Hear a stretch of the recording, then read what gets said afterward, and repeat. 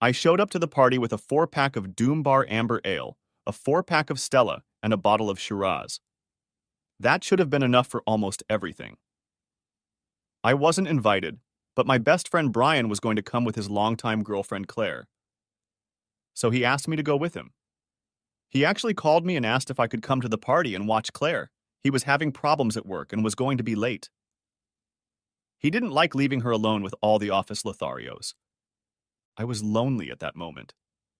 It was a birthday party for a girl from Claire's office.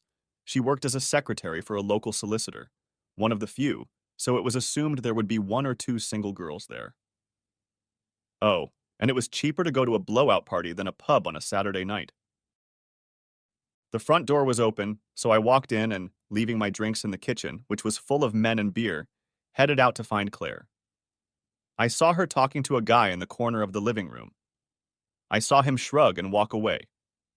When I approached her, she smiled at me and said, "I'm glad you're here. Brian's going to be a little late. Some broken down van or something." I told her I knew about it since he had asked me to keep her company. She touched my arm. "Thanks for that. They keep trying to get me to talk. Could you get me a drink, please? I don't want to go into the kitchen. It's like entering a lion's den." Brian worked as a transportation manager for a local delivery firm and called me, saying he would be late because he was going to either fix the van or reload the load into another one so the driver could finish the delivery. He's coming over as soon as he can, so could I look after Claire until he gets here? He was a little nervous about her being alone. It was a party for a girl she knew from work, so it shouldn't be a problem. She'd be able to find someone to talk to.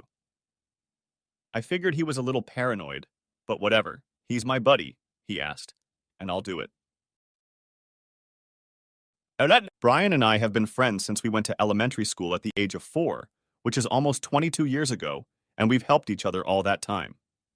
He helped me through my first heartbreak when I saw my then-girlfriend Sharon making out with Charlie. He said we weren't exclusive, and it was actually Charlie's 7th birthday party. I helped him when he didn't make the soccer team when he was 13 in grammar school, and the sports master told him to come back next year when he was taller, healthier, and faster. I sympathized with him, and we started going jogging together. The next year, he made the soccer team and found that he enjoyed running too.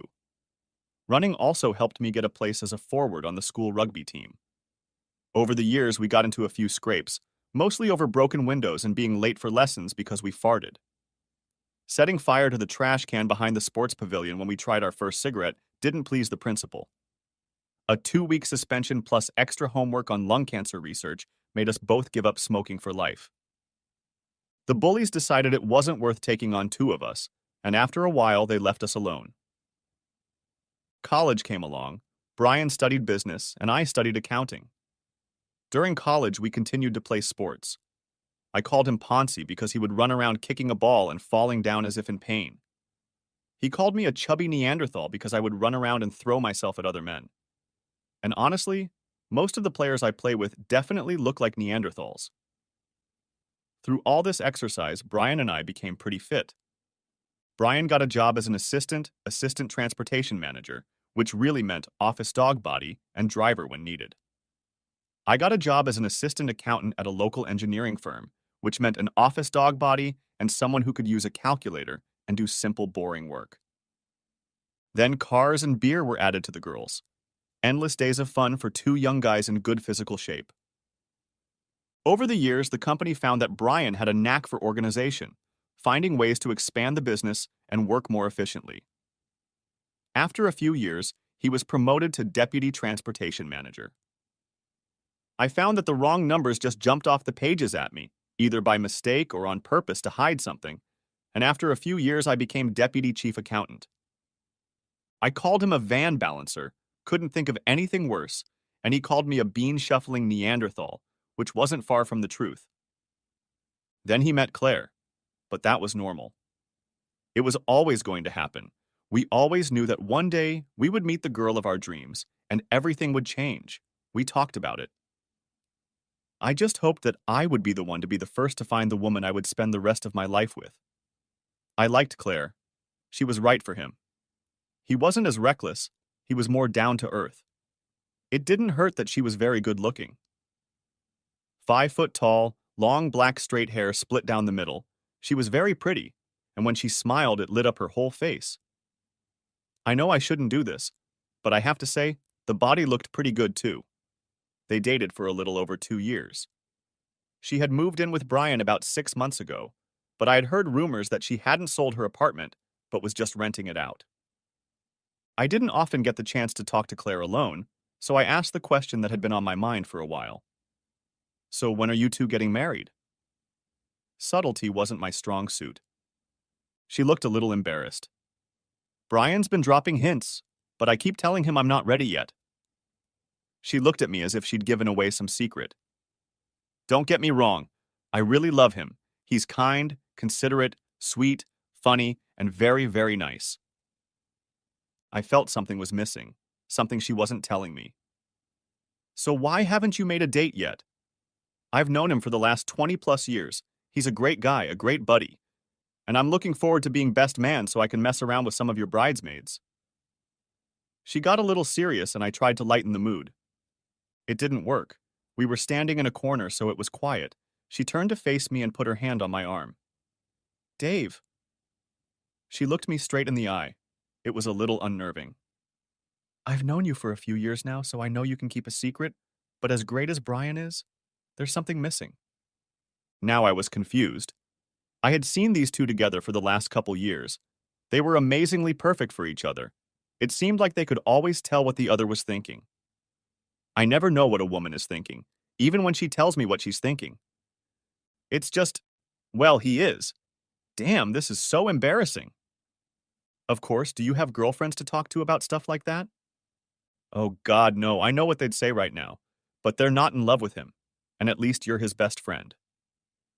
I put my hand over hers. Look, you can trust me.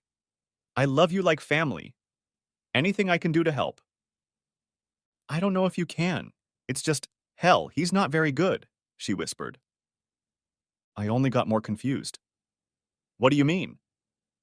She raised her eyes to the ceiling. You mean, oh, you mean? I discreetly pointed my finger upstairs where the bedrooms were and then whispered. You mean in the bedroom? She nodded her head. She stood up a little straighter, as if a weight had been lifted off her shoulders. Can you think of anything? What? How the hell should I know? To hell with it. Have you tried talking about it? Tried, but he keeps shutting up. I'm sorry, but I need more. David, I know you can keep a secret. Is there anything you can do to help me? She put her hand on my arm. I shook it off and took a step back like I'd been stung. Well, shit. Hang in there. I'm his comrade. She looked embarrassed now, but then she smiled. No, no, silly boy. I don't mean that. I like you a lot. A lot. I mean, you can talk to him. Enlighten him. Rumor has it you're not bad. Phew, I was relieved. I don't have fun with married women. Well, only once. Okay. Several times with the same one. But it wasn't my fault. She hadn't told me she was married, and she wasn't wearing any rings, and I certainly don't sleep with my buddy's girlfriend. I don't know. I've never been asked that before. It's awkward, but what's the big deal, really? There were tears in her eyes. I love him, but I need more of him, if you know what I mean. That's so unrealistic. I need more beer, and you probably need more wine. I'm not enough for 2 cocktails. I just needed time to think. I sent Brian a quick text to see how long he was going to be and got a reply that he was on his way to their apartment to change because he was dirty. He'd be there in about 20 minutes, maybe less. That gave us 10 minutes to chat and 5 minutes for Claire to come to her senses. I went back and handed her the drink. She drank half of it in one go. She told me that she got a text from Brian that he would be in 15 minutes or so. I told her, We've got 10 minutes, so it might be a bit rough. He's winding you up, isn't he? Yes, but only about half the time. And it's over within 5, 10 minutes? No long, slow, leisurely screws? About that? I sensed she was about to say something else, but held back. I had too much information in my head as it was. She touched my arm lightly. If you could get him to talk about it, that would be a start. Okay, I'll go get him a beer for when he gets here, and you go fix your makeup, and I promise you I'll think about it. I realized why she couldn't talk to her girlfriends. They'd just say dump him and find someone else. But she loves him. Okay, thanks. She looked at me, put her hand on my shoulder, and kissed my cheek. You're like the big sister I can chat with that I never had. I spread my hands up and down her body, towering over her by at least 3 inches. Big sister. Okay, the big brother I can chat with but never had. I'm going to have to start calling you Big Brother. She left to go to the bathroom to fix her makeup. I went and got a few bottles of beer. 2 for Brian since he was standing behind us and he would probably need a beer. He got there before Claire got back from the restroom. On his way through the kitchen, he grabbed 2 mugs of beer. He took one for me so we couldn't shake hands. They were full of beer. I had to fake a manly hug with beer in hand. At this point, Claire reappeared, and I tried to hold on to the 4 beers while he hugged her and kissed her. He apologized for being late and thanked me for taking care of his girlfriend. He invited me out for a beer on Monday after rugby practice to make amends for leaving her to her own devices. I told him it was no problem. I liked her. All for a friend. But since he was buying beer, I was fine with it. He said he would have been later, but when they were halfway through moving the load from one van to the other, the mechanic managed to get the first van started. So instead of putting everything back, he split the delivery notices in half and sent 2 drivers. They could make up the time and possibly finish the job sooner. Now he was here, and I was to walk around town and try to find available girls. I chatted with a few girls, managed to dance with a few, and even got a few kisses. I exchanged a few phone numbers, promising that I would call them, but my heart wasn't in it. It was about 11:30 when Brian and Claire came and found me to tell me they were going home. Brian was leaving for a course on Tuesday, so they had things to do. Brian grinned his stupid grin and winked at me. Oh boy. They asked if I wanted to take a cab, since they lived near me. I declined. Let the lovebirds drive and have fun. Well, at least one of them did. I stayed until the party died down and walked home, still a little embarrassed. I met Brian at the pub around 7:30 on Monday. He dragged me to a table instead of standing at the bar like we usually did. He pounced on me without any preamble. I think Claire is seeing someone else. Shit. Why do you think that? Well, she wants to have more fun and try other things. I thought we were doing okay. We do it 2 or 3 times a week, but she wants more. Sorry, buddy. I don't see the problem with that. I don't know. I can't see what the big deal is. I told him the story of Kathy, a married woman who used me as a boy toy. Oh, I wasn't complaining about being used as a boy toy. My complaint was that she told me she was divorced, but she wasn't. He was in the Navy and away a lot. Apparently, that's why she always came to me, and I didn't come to her.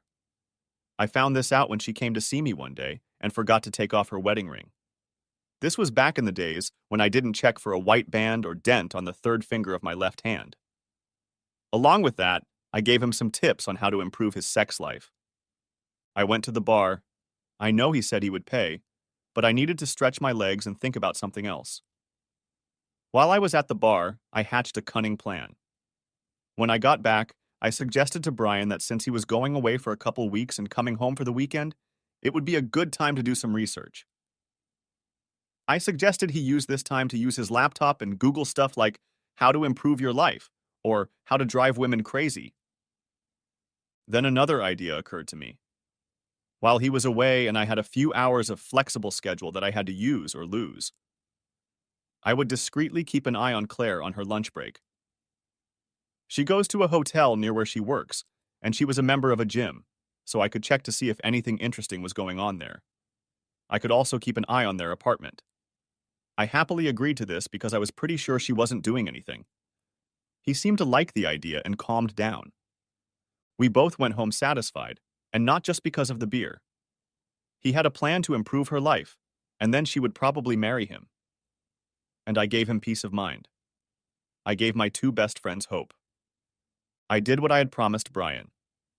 I went to the hotel on Tuesday lunchtime, found a quiet corner, saw Claire arrive and headed to the pool, and went straight to the gym on Wednesday. Thursday was different, and it alarmed me. She walked in and went straight to the elevator. It was going up to the fourth floor. There was no way I could get up there to see where she went.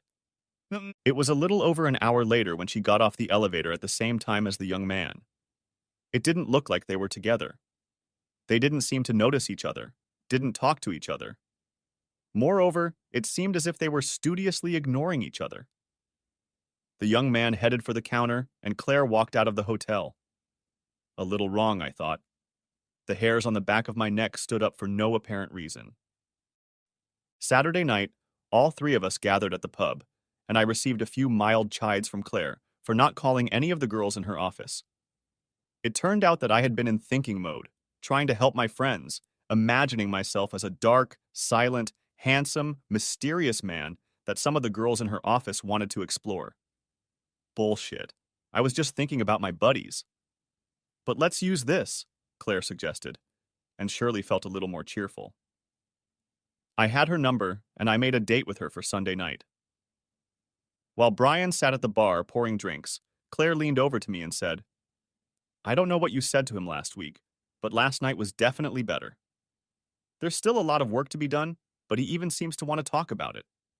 Although I thought I heard him say, Her Royal Highness Queen Elizabeth II at some point in the game." Sunday morning, I went to watch Brian play soccer. Claire was there as usual. I stood next to her, not too close. She's not my girlfriend, but she's nice to be around. Not too insistently, I asked if it was getting better. She gave me a leering look, smiled, and said, "He talks about all sorts of nonsense, thanks." Brian caught me at the bar after the match while Claire was powdering her nose. "Hey, mate, thanks for the advice. A Google search on how to improve my life led me to a whole bunch of women's magazines. Not what I expected. Hell, women are weird. Looks like they want to talk. Either way, I have nothing to lose. If I want to marry her, I'll have to give it a go." "Thanks, buddy. You should take your own advice." I replied in my usual buddy manner, "Back off, asshole." On Tuesday, I felt guilty about going to the hotel on my lunch break, but Claire went straight to the pool and then to the gym on Wednesday.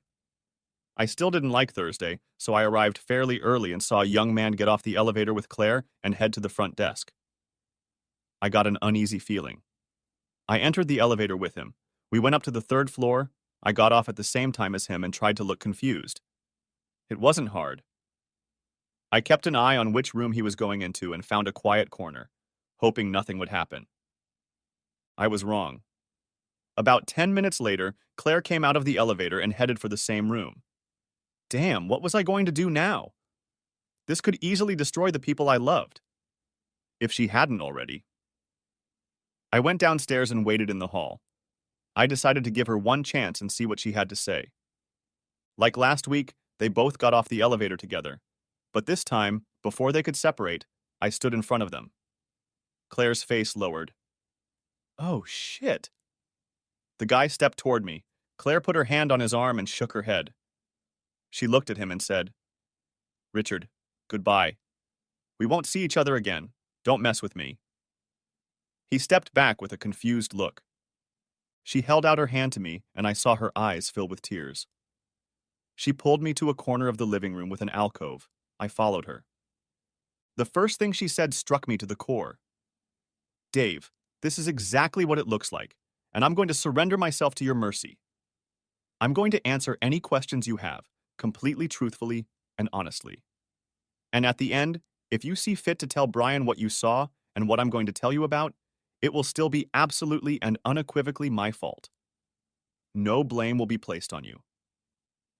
With those words, she picked up the phone and I heard her tell the office that she wasn't coming in this afternoon. She had far more important things to do than work. I was caught off guard. I had no place to start. And Claire noticed this. She waved to the waiter and ordered a Guinness and a white wine. She was very professional and businesslike. I'd never seen her like that before, and why should I? We didn't run in the same work circles. Tears were still in her eyes when she said, "You have until the end of the day. This might take a while." I just nodded. We sat in silence, waiting for our drinks to be brought in. Guinness takes a long time to pour. She sat patiently and quietly, but tears were already running down her cheeks, which she occasionally wiped away with a handkerchief. I sipped from my Guinness. I think I drank half a pint at a time. She waved for the waiter to bring another. Looking at me with sad eyes, she said, "After our conversation at the party, you've probably already guessed what this is about. Do you want me to tell the story? Or do you just want to ask questions?" I didn't understand a damn thing. I put on a confidence I didn't feel and said, "You tell the story, and I'll ask questions as I go along." She wiped away her tears again. Like I said at the party that night, I need more than Brian can give me, and he didn't want to talk about it. I didn't see a way out. Richard just feels like he's filling that hole. Hell, that's not what I meant, filling that need. You might find this hard to believe, many men do, but I can separate the entertainment from the lovemaking. Sometimes I want to be cuddled, made love to, and then I wake up in the arms of a man who loves me. And sometimes I just want good entertainment. Sorry, you're going to get hurt. Brian can't give me a second one yet. He was damn close to it on Saturday. Richard is just doing the second part. I saw no way out but to stay with Brian and get the dose of entertainment I needed. And before you ask, I don't work with him. He was someone I met at a lawyer's meeting across town. He's married and has no plans to leave his wife, and I'm just a side piece for him. We see each other once or twice a month when I have a need, rarely 2 weeks in a row, but he's checked the box, and when Brian gets back on Friday, I'll be able to cuddle in the arms of a man who loves me. That may not sound reasonable to you, but it does to me. Any questions? She was still very businesslike, like she was covering herself with a shield. A few, but I'm trying to figure out how much I really want to know. What questions are important? What answers are important? So some of them are irrelevant because I don't know what is. Like where you and he met and who proposed to whom. It doesn't matter where you met him, but who made the first move. That's easy, he heard me say. I could use some good entertainment. Turned to me and said, I could do it for a hottie, just so my wife doesn't find out. I thought he was joking. Later, he caught me as I was leaving the ladies' restroom, took me by the hand, and led me to one of the partners' offices. I won't go into details, but I got what I asked for. Are you sorry? That's a tough question. Am I sorry you caught me? I don't. Part of me says I'm glad I put it out there. Part of me says I'm glad you gave me a reason to stop, even if Brian leaves me. Part of me regrets that I won't get any more good entertainment. I'll miss it. Regret that I had to leave Brian, yes, absolutely. I don't want to say anything against Brian because it's not his fault. It's all my actions. I should have been stronger. Whether I will continue, I don't know. But probably not, now that Brian is feeling better. Brian and I have started talking, and he took some of my suggestions Sunday night, so I can see a time when Richard won't be needed. Anyway, you forced my hand. Richard will be gone. I don't regret it. She answered several of my questions at once, even the ones I didn't know I wanted answers to, or even intended to ask. I didn't want to know how many times. Once was enough. I wasn't Brian, and that would hurt him, and it would hurt me. And while I cared for her, I didn't love her the way Brian did. Do you love Brian? She didn't answer as I expected. You've seen us together. What do you think? I know the fact that you saw me with Richard makes it questionable, but I'll answer your question. Yes, absolutely. I plan to grow a pair, and the next time he asks me to marry him, I will say yes. You will consider me a conniver and a cheat, and of course you will be right. You will also ask me if I would do it again. I've given it a lot of thought, and if Richard hadn't taken the initiative, no. I was never looking to be entertained. You ask me if he's better than Brian. Yes, of course he's better than Brian in terms of pure entertainment. Otherwise, I wouldn't have done it. That's no excuse, but if Brian and I could just talk about it and he would listen to me, he could be a lot better. Heck, he's a better person just by talking to you for one night. We haven't come to that yet, and I'd still like to know, where is Margaret Thatcher here? You seem to have planned this all out. You answered all my questions as if you knew you were going to get caught. What's more, you answered some that I didn't intend to ask. No, I never expected to get caught. Those are excuses I used to justify it to myself. But honestly, once I leave Richard, I forget about him until I get the itch.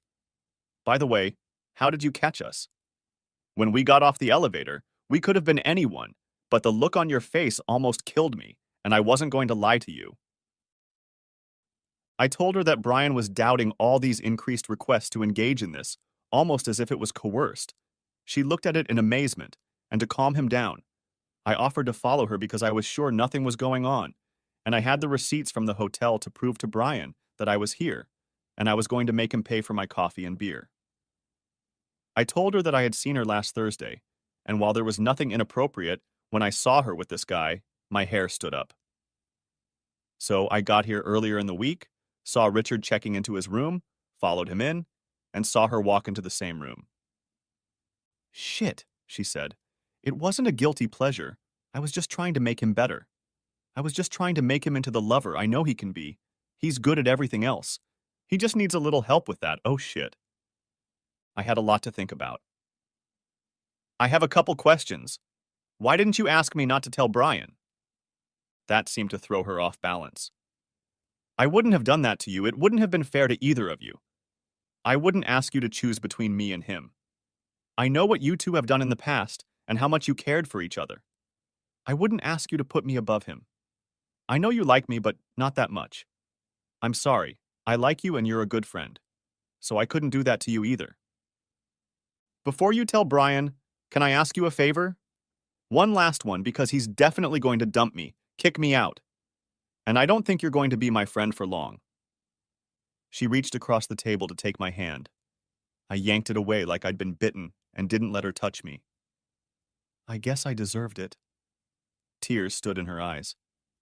Let me tell him, please. I'll be honest with him, right down to the fact that you caught us, and I asked you to let me be the bearer of bad news. I can't let his best friend tell him when I'm breaking his heart myself. I looked at her and stood up. I want to scream and yell at you and call you every name under this goddamn sun. I need to think, if I make a mistake, I'm going to ruin a whole bunch of friendships, mine and Brian's, yours and Brian's, mine and yours, and a whole bunch more. I paused. Until an hour ago, I treasured our friendship. With those words, I left, leaving even a near pint of Guinness on the table, more important than a good beer or even a Guinness. Damn, blast and damn again. What the hell to do now? The first task is to protect Brian. But how and from what? From his inadequacy, her cheating, his goddamn heartache? I didn't sleep that night, but I didn't drink too much beer either. Solutions didn't come through the alcoholic haze, but by morning, I had a plan. I knew Brian wouldn't be home until 5 o'clock that evening, but I know how these courses can go, especially on a Friday. I don't think he'll be home closer to an hour than 5, and I don't want to be caught having a deep conversation with his girlfriend. I sent Claire a message saying, go shopping in Waitrose at 10 o'clock. I'll bump into you, we'll have a coffee, and I'll give you some options. Delete this message now. I got to the supermarket, grabbed a basket and started wandering around, stuffing stuff into it. I don't use wet wipes. I wash my hands with soap and water. So what the hell were they doing in my basket? I knew what a bottle of gin was doing in there. We bumped into each other right at the entrance to the cafe. We went inside, she sat down, and I grabbed 2 coffees. As I handed her mine, I got my first good look at her face. I had seen my face in the mirror and looked rough and knew how I felt, but she looked much worse and must have felt it too. This time, my balls grew, and I started. Looking her straight in the eye, in a voice I didn't quite recognize as my own, I began. Part of me hates you, and part of me loves you like a sister. I didn't sleep last night. As a man, I understand what you're getting at if you want to share the fun and the love, because I did. Katie was a prime example. And as much as I want to hate you for it, I can't. I can't be such a hypocrite. I figured if someone told him, it was okay to do as you said. But I have an alternative. Confusion flashed in her eyes. There was only one way this could end for her. We'll never tell him what you did. I reasoned so she didn't have coffee in her mouth or a cup in her hand. I'd never seen anyone look so surprised.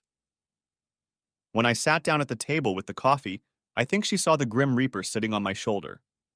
What? How? When? How? What? It's my suggestion. We'll never tell him. There are a few things you said. He gets better. He starts talking. He listens to you.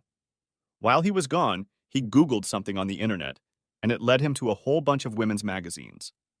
He says women are weird, and he's probably not wrong. But that's why he was more inclined to listen to you this week. You told me what you should have told him. He told me what he should have told you. You two need to talk together. I know you've been trying and he's been fighting you off. But from what I understand from your conversations, it started happening last weekend. So if you promise me on your mother's grave, and I know she's not dead yet, that you will never cheat on him and will love him until the day one of you leaves this earth, I won't tell him and will leave it up to you. I will still listen and help you both, because I love you both.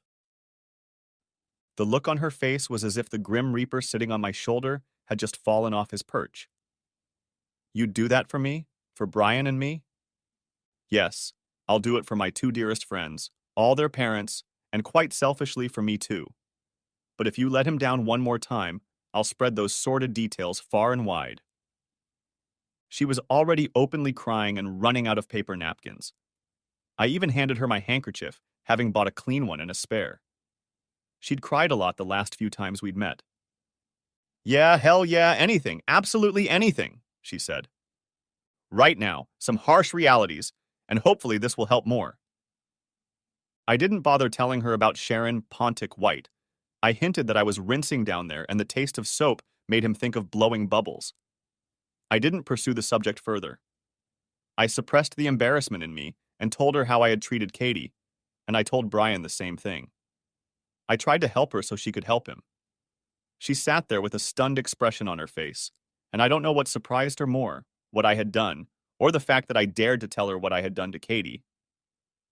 I got up. I needed to leave urgently and told her. I'm completely exhausted. You've worn me out. I'm playing rugby tomorrow afternoon. Maybe I'll see you there. Maybe I won't. If you're not there tomorrow as a couple, well, I'll see you then. I walked out. I paid for the gin but left the napkins. That was it. The deed was done. Time to move on. At least Brian would still be around. Of that I was sure. We pulled ourselves up, slapping each other on the back, yelling at each other, calling each other names as we ran out of the pavilion. Right at the foot of the steps stood Brian and Claire, the biggest smile on her face. And he was just as happy as Larry. He gave me 2 thumbs up. He was laughing heartily. I don't remember much about the game. They told me I ran like the wind and we won the game. I didn't see them that weekend or the next. They were gone for a few days. The following Wednesday, I got a call from Claire asking if I would be at the club on Friday night. It sounded like she was asking me to be there, and I told her I would. There was a small disco going on, not very loud music, more like background noise. The 3 of us sat in an alcove. Claire had a serious look on her face, and I noticed she hadn't had much to drink. She sat between us, and suddenly, as the music faded, she turned to Brian. I felt her hand touch my thigh, which was a little strange, but then she found my hand and squeezed it. Looking Brian straight in the face, she said, "Are you going to ask me?" "Ask you what?" "You know, the question you've been puzzling over for the last 6 months." "Oh, shit. Oh, does that mean you're ready?" Stupid fool, I thought to myself. Maybe it was the beer. Well, you won't know until you ask. Surprisingly, he did it right. Shuffling over to the edge of the pew, he got down on one knee and said, "Claire Wolstenholme, will you do me the great honor of becoming my wife?" Everyone noticed Brian kneeling, and there was silence in the hall. "Yes, yes, 1,000 times yes," she said. Squeezing my hand lightly, she released it, slid over to him, and buried her face in his. 6 months later, they were married. And yes, I did hit it off with one of the bridesmaids, but not the main one. She was married. It was Harriet, and she and I dated for the next 18 months.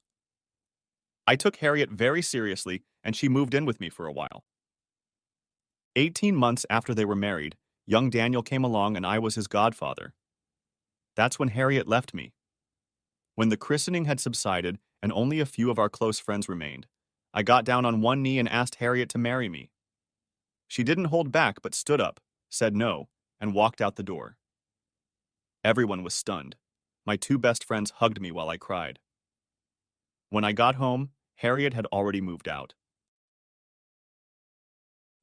A couple weeks later, we met for a cup of coffee, and she explained that she couldn't share me, couldn't share her love. I had no idea what she meant. 14 months later, Daniel was joined by Kirsty, and once again, I was the godfather. I went to this christening alone. Things went my way. Over the years, I'd had several girlfriends. None lasted longer than a couple of years, and I resigned myself to leaving this world a bachelor. I was rarely alone. My two best friends made sure of that. Daniel went into the army. I was at his parade at Sandhurst and at Kirsty's graduation from university. Both kids had difficulties along the way, but they turned out to be good people. I was getting on. At 53, you're too old to play rugby, your bones don't heal as well, and I wasn't as fast as I used to be. Brian called me and asked me to meet them on Monday at a pub on the other side of town. We hadn't met at that pub on Monday since the day he told me he thought Claire was cheating on him. That alarmed me a little, but I was even more alarmed when we got there. He was sitting in the same alcove we'd sat in all those years ago, and he looked rough, very rough.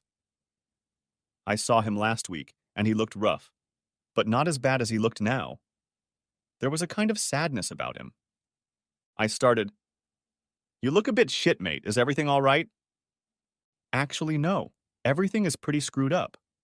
Remember when we set the dumpster on fire after smoking our first and last cigarette, and we had to do a lung cancer study? It's not lung cancer, but it's cancer, leukemia. I reached out and grabbed him, and my world came crashing down. I opened my mouth to say something, but he held up his hand and I stopped. "Sorry, buddy. This is bad. I just discovered this disease and it's untreatable. I've got a month. No more. I'm never going back to that goddamn pub again." And that's when I noticed Claire standing on the other side of me. She pulled herself close to me, and the three of us cried our eyes out. "Isn't there anything they can do?" Claire replied. "No, it's gone too far. We didn't know he had it. He just felt tired, so we went to bed early. When he woke up last week looking like that, I made him go to the doctor. He refused. He said it was work and he was just tired." I won't describe the next 3 weeks. They were pretty shitty. The week before Brian died, I was at the hospital visiting him. He gave me an envelope and told me to open it when he left. He made me promise not to open it until then. I promised. The funeral was crowded and we went to a club. Daniel was married and had children, as did Kirsty, and we tried to make it a joyous occasion, a celebration of life, but it was hard work. As we entered the club, Claire asked me if I had the envelope. Yes, it was in the inside pocket of my jacket. I just tapped it, and she smiled at me. I forgot about it until I got home, and then I wasn't in the mood and left it in my jacket. I didn't know how my relationship with Claire would play out. We met for a cup of coffee during the week. She was holding up well, perhaps even better than I was. About a month after the funeral, she called me to see if I could go over to their house and help Daniel. They wanted to move some beds. I arrived, as requested, on Saturday afternoon. Daniel needed help to remove an old bed from his bedroom because he was taking it to his house. Then to take the double bed from Brian and Claire's room and put it in his old room. Claire had a new bed. I couldn't always understand the logic with which Claire approached the situation. But what she wanted, she got. The new bed arrived just as we finished moving the others, and Danelle and I assembled it. After the sweaty work, we were sitting in the kitchen drinking cold old speckle hens when Daniel said to me, "Uncle David." He hadn't called me uncle since he left for the army. This was getting weird. "You haven't read the letter yet, have you?" "No. Knowing your father, he'll just thank me for everything I've done, which isn't really necessary. And when I do, it will seem to me like he's really gone. The whole time I leave the letter unopened, as if part of it is still here." I thought about it for a bit and said to Daniel, "That's not the point. Do you know what's in there?" "I don't know, but I'm guessing. I think Mom wants you to open it."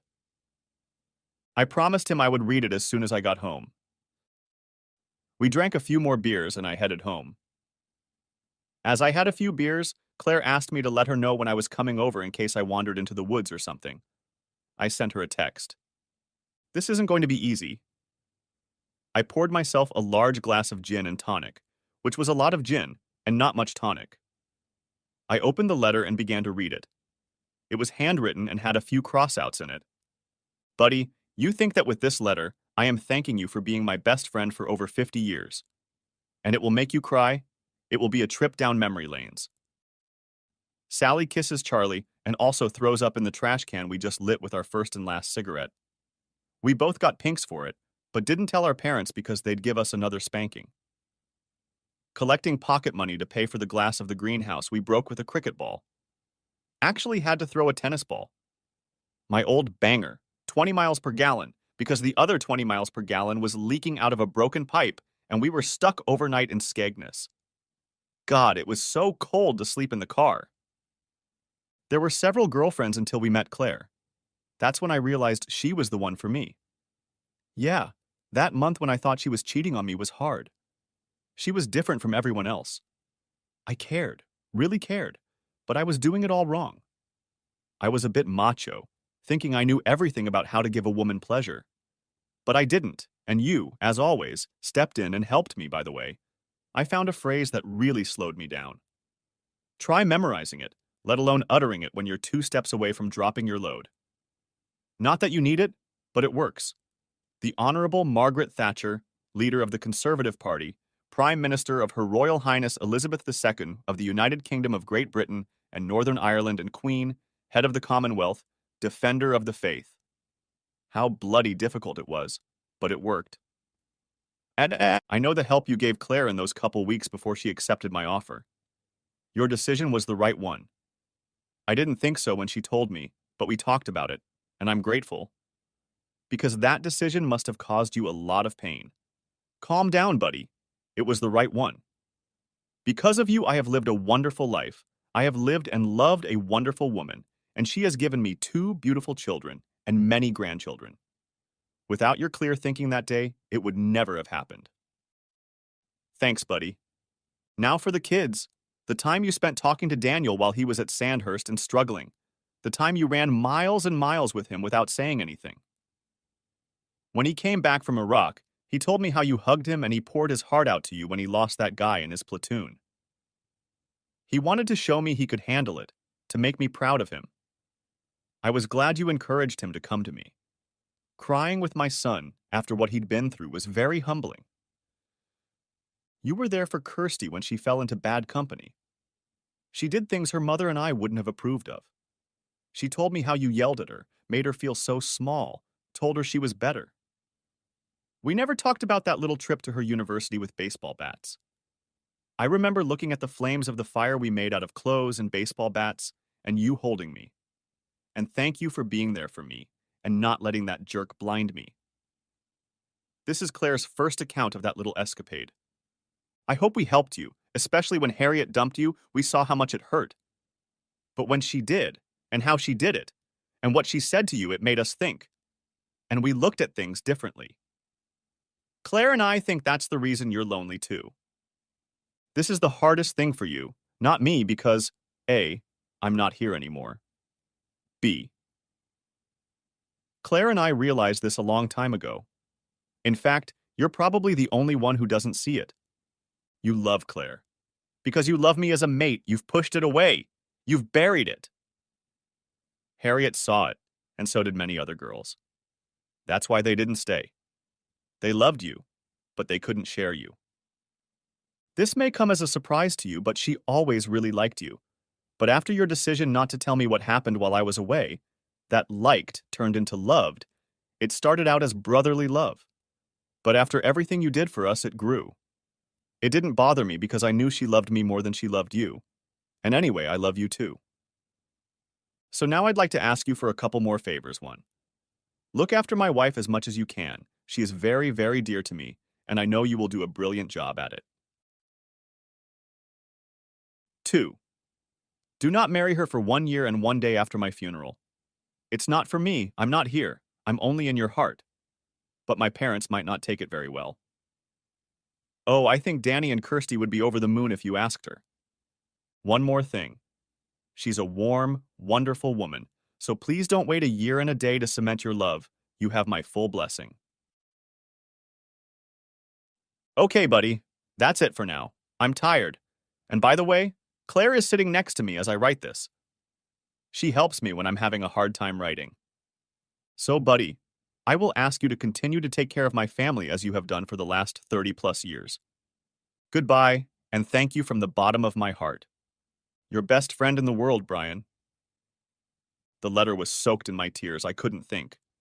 I finished my gin and tonic and almost choked. Suddenly, I felt a hand on my shoulder and almost jumped out of my skin. I turned around and there was Claire. She was crying. I really should have locked the damn back door, but it didn't matter, though. She had a key to my house anyway.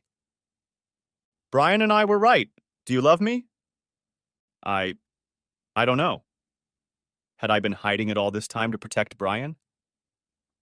I really don't know. I pulled her back at arm's length and she tilted her head slightly to one side and smiled, her face lighting up. I think you're still trying to hide it, she said. Let me make it easy for you. Since that day at Waitrose, I've fallen more and more in love with you, and it's grown into love. Don't get me wrong, I love Brian a lot more, but who could not love a man for all that you've done for us? I didn't mind being second best. She took my hand and led me towards the stairs, looking at me and saying, I think it's time. It was a weird party between Christmas and New Year's Eve, and almost everyone was there. My parents, Brian and Claire's parents, Daniel and Kirsty and their tribes. It was like people were walking on the edge. My three dads caught me in a corner. They were kind of corralling me. Brian's father, Jonathan, looked me straight in the eye and said, When are you going to ask her? About what? Claire to marry you, of course. Who said that? Then Claire's father spoke his word. Well, it's obvious to everyone but you. Daniel and Kirsty can't wait. You've been part of their family for so long that this will be the final stage. You're not replacing their dad, you're an added bonus. It's almost like they have two dads. I gave in. Jonathan, Brian wrote me a letter before he died. He told me things I didn't know about myself. And yes, I will ask her. But he asked me to wait a year and a day because he didn't want to upset you. He wasn't sure how you would take it. It was my father's turn. We watched you grow up and saw the messes you both got into.